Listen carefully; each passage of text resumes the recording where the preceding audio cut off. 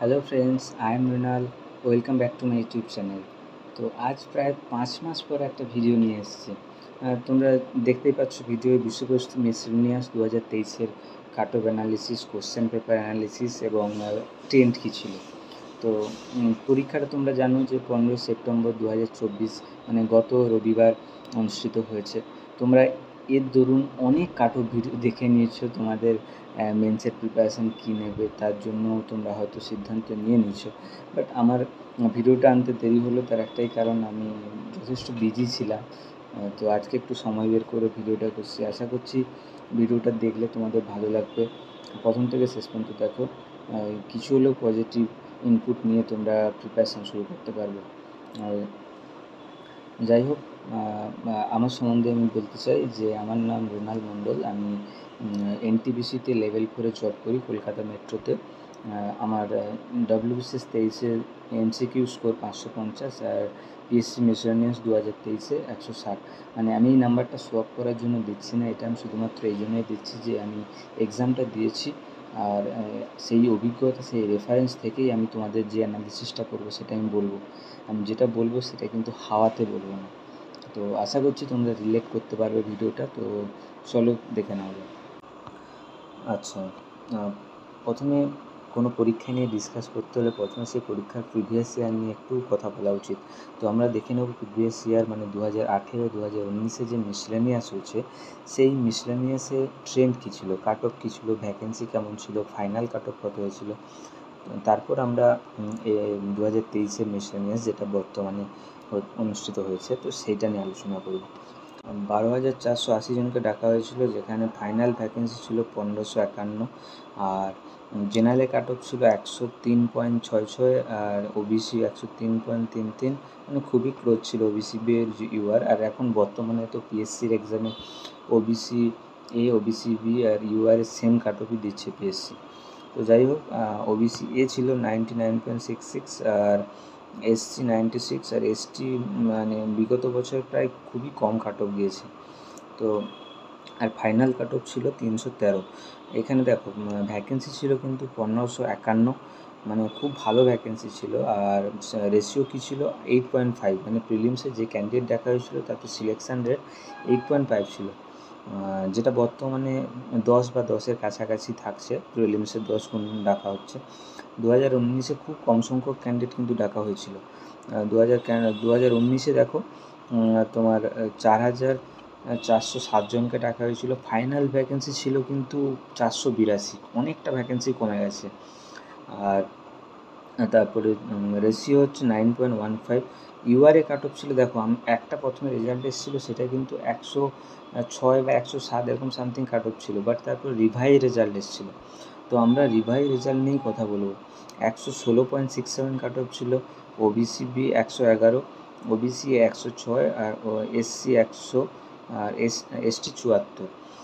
R final cut of ছিল 336। বুঝতেই পারছো ভ্যাকেন্সি যেহেতু কমে গেছে অনেকটাই, তো সেখানে কাট অফ বাড়াটাই স্বাভাবিক। আর এই জিনিসটা দেখে একটা বুঝতে পারছো যে 1551 থেকে 482 এই যে ভ্যাকেন্সিটা হয়েছে, সেই থেকে আমি বিভিন্ন জায়গাতে শুনছি যে 700 ভ্যাকেন্সি আছে। বাট পিএসসি যতক্ষণ না বলছে, আমার মনে হয় কোনো সোর্সকেই বিশ্বাস করা উচিত নয়। কারণ এখন যে লেটেস্ট ট্রেন্ড ভ্যাকেন্সি, সেখানে কিন্তু খুবই খারাপ অবস্থা। সেটা প্রত্যেকটা জায়গাতেই ভেবে নিতে হবে যে আমরা যেটা অনুমান করছি তার থেকে কম ভ্যাকেন্সি আছে। তো যদি কোশ্চেনের লেভেলের কথা বলি, সেখানে কিন্তু আমার মনে হয়েছে যে ইজি থেকে মডারেট কোশ্চেন হয়েছে। তো কেউ যদি ভাবো যে কোশ্চেনটা টাফ হয়েছে বা মডারেট হয়েছে, আমি কিন্তু তার সাথে দ্বিমত পোষণ করি। আর সবথেকে বড় কথা যে পিএসসি মিসেলেনিয়াসের যে কোশ্চেন হয়, মানে প্রিভিয়াস ইয়ারের কোশ্চেন দেখলে বুঝতে পারবে, সেখানে art and culture, instrumentalist, book and author বা সিনেমাটোগ্রাফি, এই জায়গাগুলোতে কিন্তু খুবই গুরুত্ব পেত, যে জায়গাটা কিন্তু ছাত্রদের কাছে যথেষ্ট চ্যালেঞ্জিংও হতো।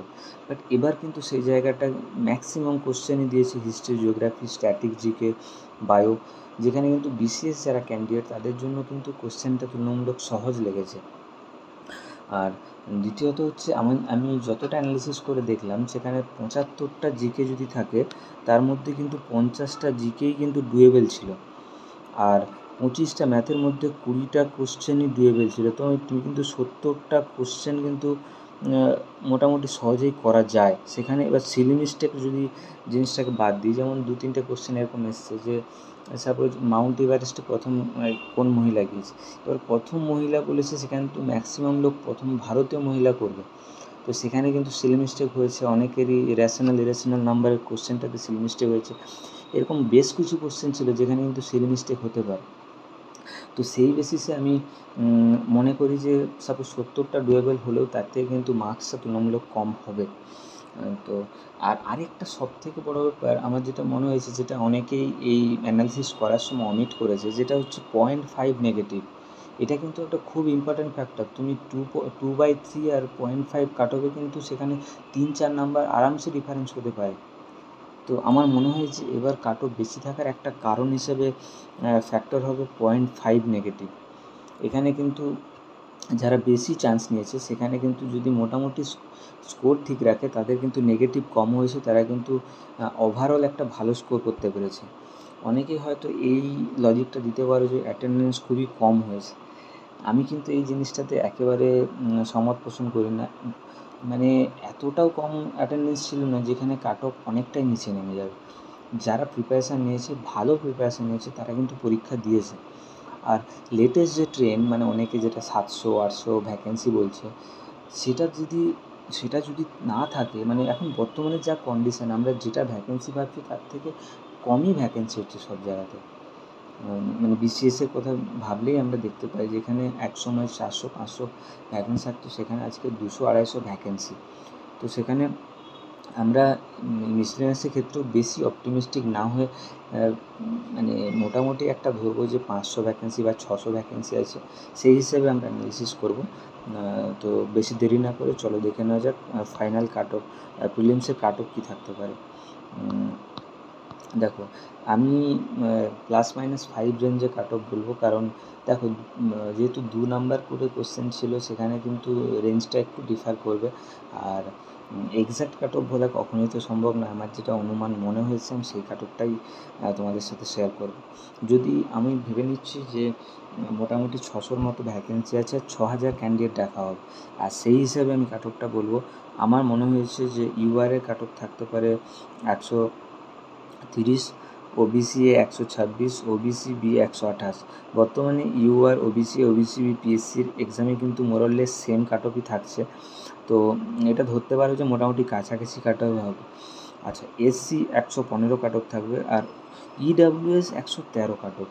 এটা একটাই কারণ হচ্ছে, এক তো ওয়েস্টবেঙ্গল ইডাব্লিউএস সার্টিফিকেট এখন হচ্ছে না, অনেকেরই প্রবলেম হচ্ছে, প্লাস হচ্ছে ভেরিফিকেশানে অনেকের অসুবিধা হচ্ছে, প্লাস হচ্ছে এই মিসলেনিয়াস এক্সামে কিন্তু প্রথমবার ইডাব্লিউএস এসছে, মানে ডব্লিউবিসিএস 23-এর পরে মিসলেনিয়াস এসছে। তো অনেকে ফর্ম ভরেছে, তার কাছে সার্টিফিকেট নেই। আবার অনেকের আছে সেটা পুরনো ইয়ারের সার্টিফিকেট, এখনও বর্তমান ইয়ারের সার্টিফিকেট নেই। এটা নিয়ে অনেক সমস্যা থাকবে। তো আমার মনে হয়েছে ইডাব্লিউএসের কাট অফ এসসির থেকেও কম যাবে। আশা করছি আমি ভুল প্রমাণিত হব না। আচ্ছা, এসটি 105, এটা হয়তো একটু কম থাকতে পারে, 108, 105 এরকম, 105-6 কাট অফ থাকতে পারে, যেটা প্রিভিয়াস ইয়ারে ছিল, যেমন 74 কাট অফ ছিল। আমার মনে হয় না এতটাও কম যাবে, খুব কম হলেও 100 কাছাকাছি কাট অফ থাকবে। দেখো, আমি যে কাট অফটা বললাম এটা কিন্তু একেবারে মানে অফিসিয়াল কিছু না, আমার মনে হয়েছে পরীক্ষাটা দিয়ে সেই বেসিসে আমি কাট অফটা শেয়ার করলাম। অনেকেরই মনে হতে পারে হয়তো আমি একটু ওভার এস্টিমেট করছি। আমার মনে হয় যে প্রত্যেকটা পরীক্ষায় এখন যেভাবে কাট অফ হচ্ছে, কম্পিটিশান হচ্ছে, সেখানে একটু ওভার এস্টিমেশন করে রাখাটাই বেটার। সবসময় হায়ার সাইডেই এখন কিন্তু কাট অফটা যাচ্ছে। তো সেই বেসিসে আমি যেটা বললাম সেটাকে একটা রেফারেন্স হিসাবে নিতে পারো। আর তবে কারা মেন্সের প্রিপারেশান নেবে সেটা যদি জিজ্ঞাসা করো, আমি বলবো যে 120+ যাদের আছে তারা কিন্তু অবশ্যই মেন্সের প্রিপারেশান নাও। সেখানে যদি বেশি সংখ্যক ক্যান্ডিডেট ডাকে, সেখানে কিন্তু কাট অফটা নিচে নামতেই পারে।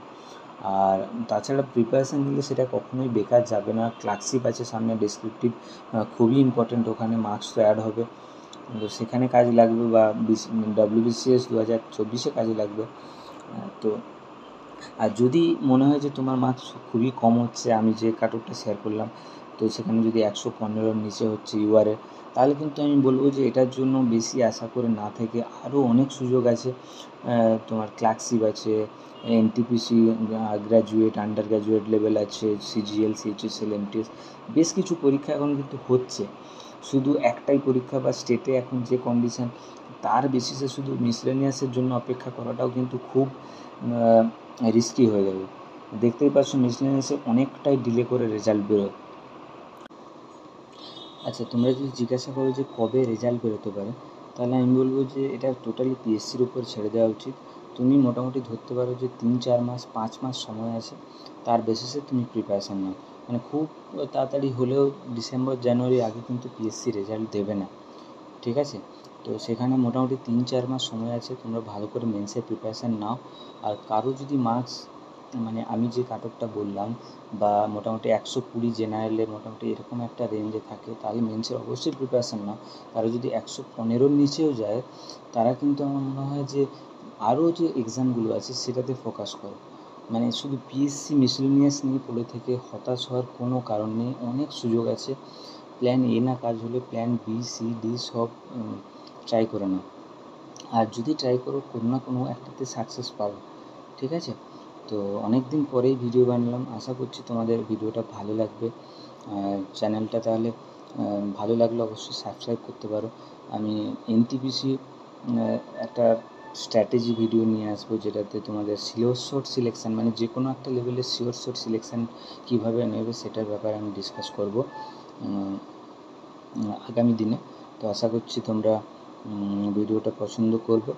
যাই হোক, তোমরা কমেন্ট সেকশানে জানাও তোমাদের ভিডিওটা কেমন লাগলো, তোমাদের স্কোর কেমন হয়েছে বা তোমাদের ভুল কোথায় হয়েছে। ভালো থেকো তোমরা, বাই।